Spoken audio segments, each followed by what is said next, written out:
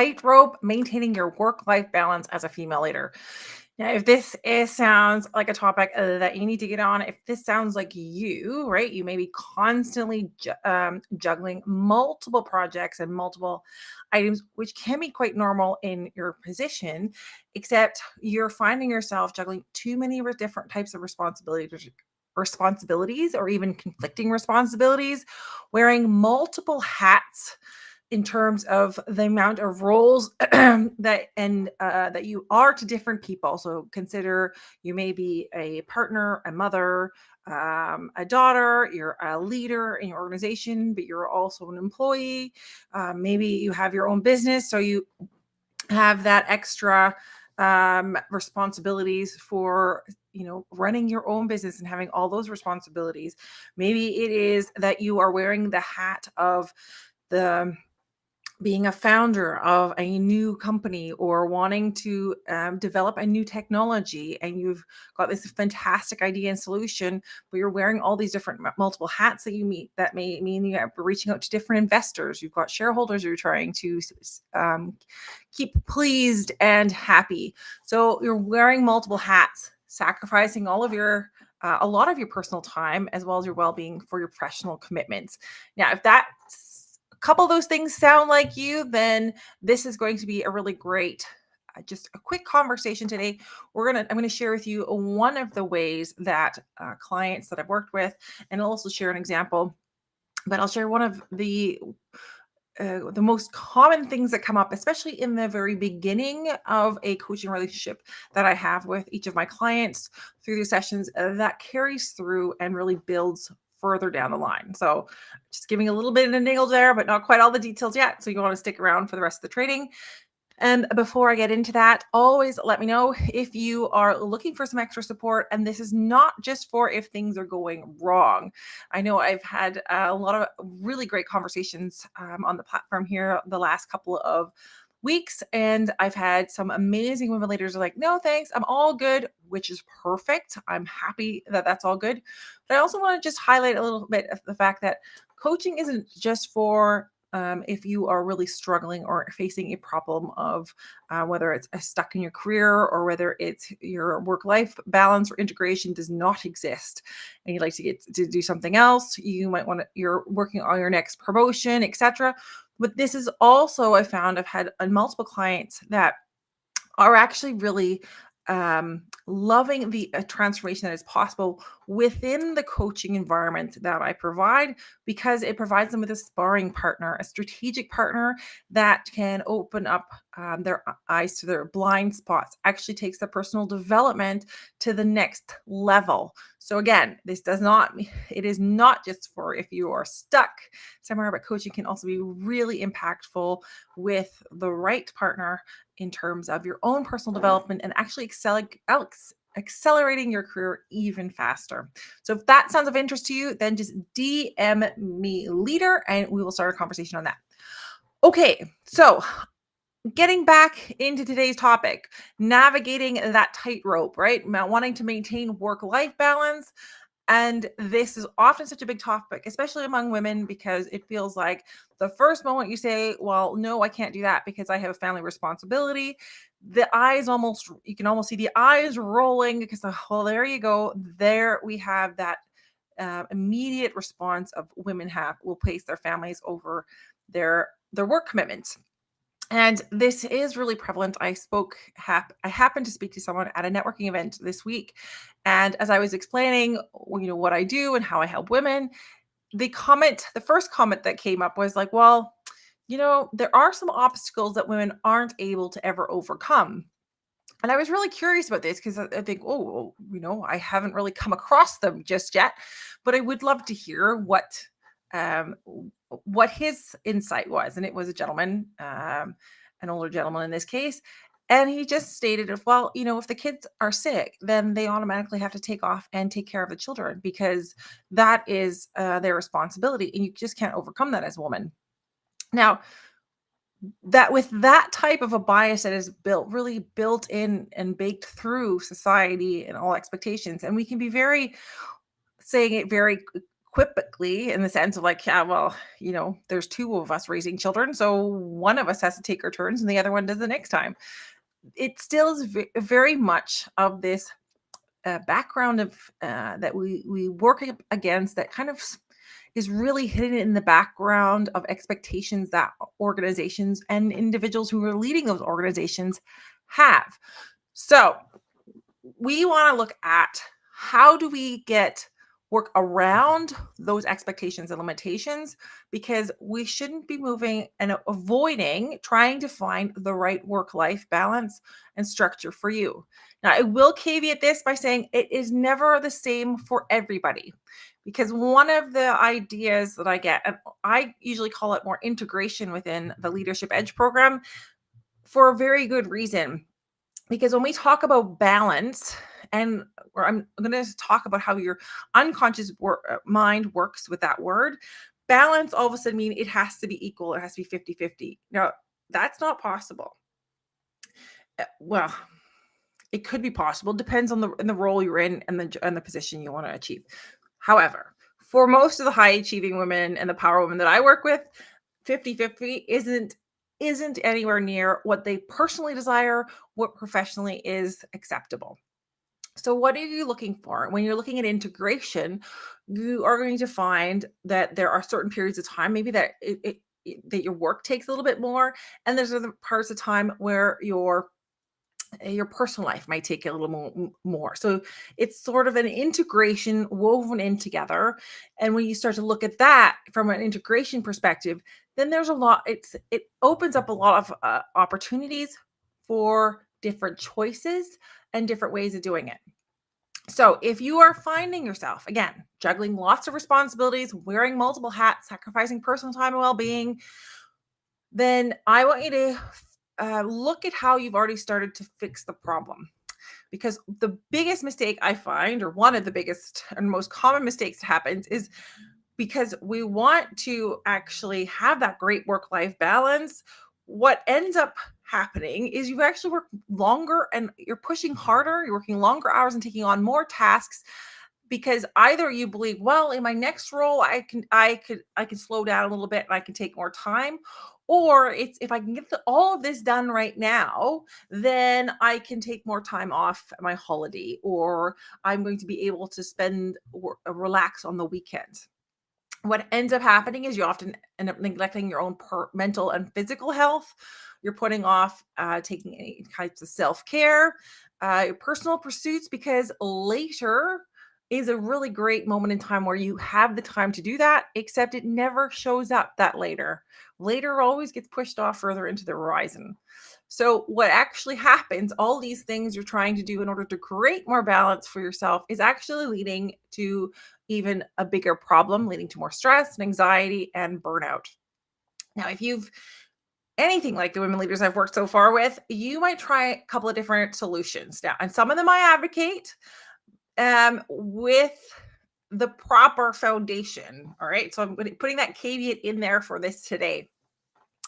So what you will likely do is you're trying to implement solutions like time management techniques. Now, whether that's time blocking is a popular one, maybe it's a prioritization scheme, etc. That it just isn't, you're time blocking, except you're finding yourself like, well, I'm running out of time, so I better extend the time that I'm working. You may have tried delegation or even certain mindfulness practices. And again, I will caveat this by saying all of these things I do share and recommend within my Leadership Edge program. However, you need to have a really good foundation from where these tools can become effective. So while all these strategies really have their place, they're often going to they're going to fail because the foundation isn't correct. That the root cause of this is really an imbalance in the way that you view this and what you believe about yourself.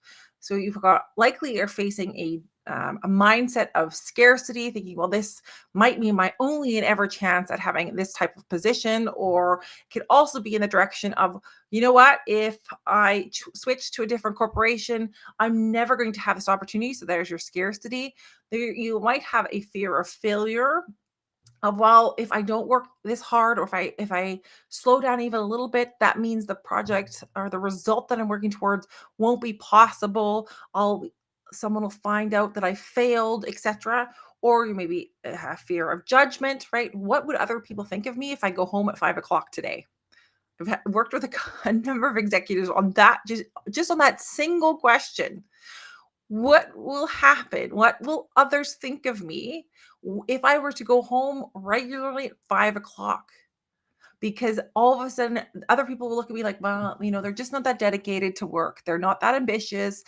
Evidently, this has been, they're lazy. It's another really common one that comes up. So this fear of judgment exists there as well. And the last one is an inability to set a boundary. And it's not even necessarily just in the setting of the boundary that's important, but also the follow through and the enforcement of the boundary. There's those parts that are missing too. So all of this is some of the root cause of what leads to having not the right foundation laid out, so that the effectiveness of your time management, your delegation, and or your mindfulness practice that you're using can actually be effective and give you the results that you're looking for out of those strategies. So let's figure out, how do we get the right foundation? How do we set that foundation to such a way and such a strength that you can use it to your advantage? So this is where we want to come into the solution. All right. And I'm going to talk to you today, and it's all about the power alignment pillar for my Leadership Edge program. And this is talking about, how do we make a complete mindset and behavior shift. Okay. And we're going to in on, because I want to keep this still within how are we doing in terms of time? Oh, we're 11, 12 minutes. I still want to keep this in under 15 minutes, so you get the value of what you needed.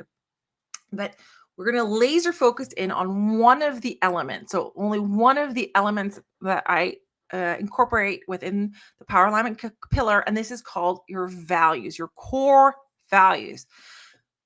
Now, here's why your core values are important. So, about a year and a half ago now, I was working with a director at a large multinational, and they came with me wanting to switch careers, wanted to figure out, what is my next step and how do I get there, etc.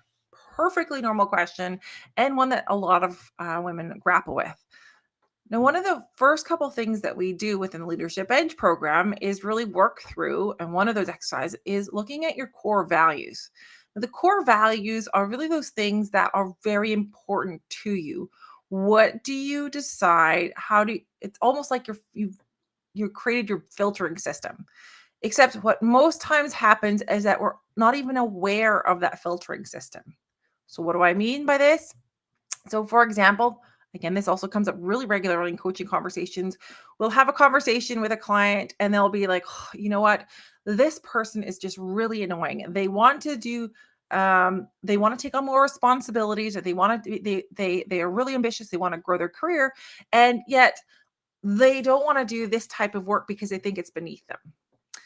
And when we have this conversation and you are finding yourself struggling with somebody else, oftentimes it could also mean that you have a values conflict. So where one person has the value, or that client particularly valued, working from the bottom up, understanding all of the different elements at play, so that you have the experience and the knowledge moving forward to grow into that ambitious plan that their team member had. That was their value. The team member simply valued ambition, meaning, I need to get to the top as fast as possible. I don't need to do all the grunt work. So there becomes a bit of a values conflict. Now, what does this have to do with your work-life balance?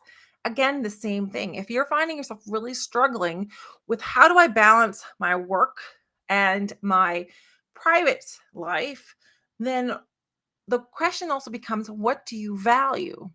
What is the most important thing in your when you look at your list of values? And this can be anything from a family. This can be things like behavior or a way of being, so honesty or integrity. This could be things like being courageous or ambitious. It could be money that you value. It could be a type of status that you value. It's really up to you. I'm not not judging you in terms of, or judging anyone in terms of what the values that they come up with, but this is the key things that are important to you. So back to this director. So we were working through different stages of exploring what was that next step going to look like for this person, for her.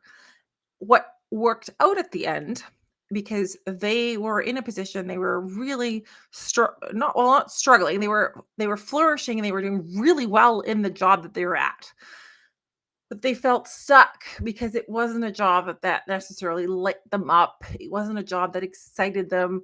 There were different elements of like, I really don't, I don't like the more operational side of it. They wanted to be much more strategic, and much more make a bigger impact. All great things, and yet they were still doing very well in their roles.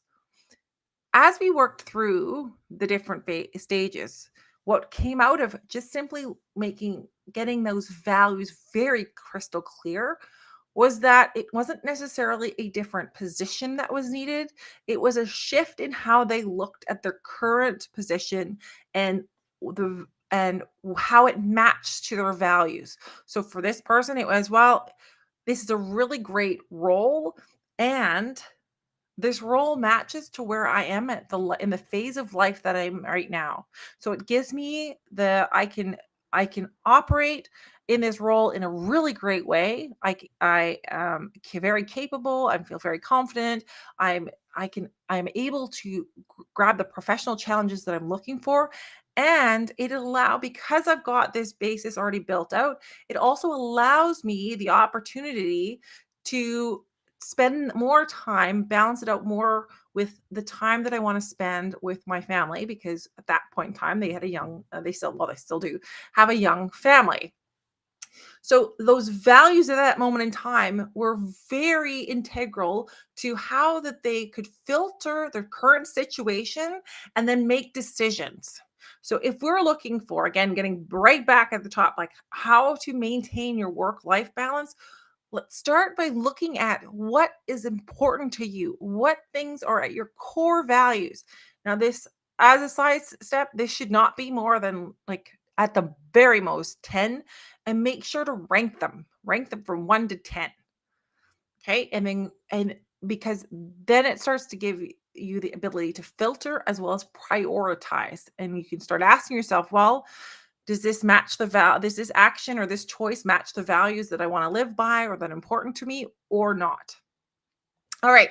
Just a quick summary to highlight again. We're talking about navigating that tightrope, maintaining a work-life balance. So if you're finding yourself juggling lots of responsibilities, wearing multiple different hats and different roles within your personal and professional life, sacrificing personal time and the well-being for your professional commitments, and you're feeling like life is a little bit out of control, devoid of joy, satisfaction, and the fulfillment you want, then you're also likely trying to fix the problem by working even longer hours, pushing even harder to get results, and taking on more tasks because you think if you could only just get through this project, this quarter, or this year, things will get better.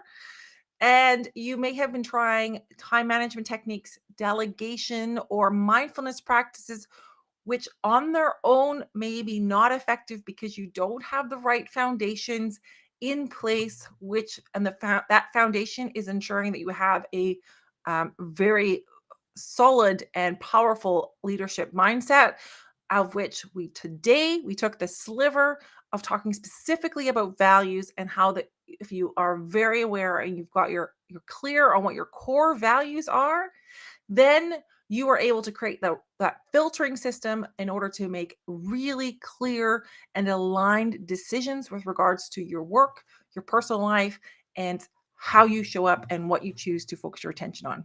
All right. Would love to hear from you what you thought of this today. If you've got any questions, drop them in the chat. And I just wanted to also let you know, if you want more information on this specifically, if you want to learn more on core values or how to balance your work, on how to achieve that work-life balance, because I worked with now it's all over 60 plus women leaders over the last 2.5 years through all of their professional challenges. I encourage you to DM me the word value, and I will get you some extra resources all about work-life balance on this topic. And of course, any questions, drop them in my DMs and I am happy to answer them.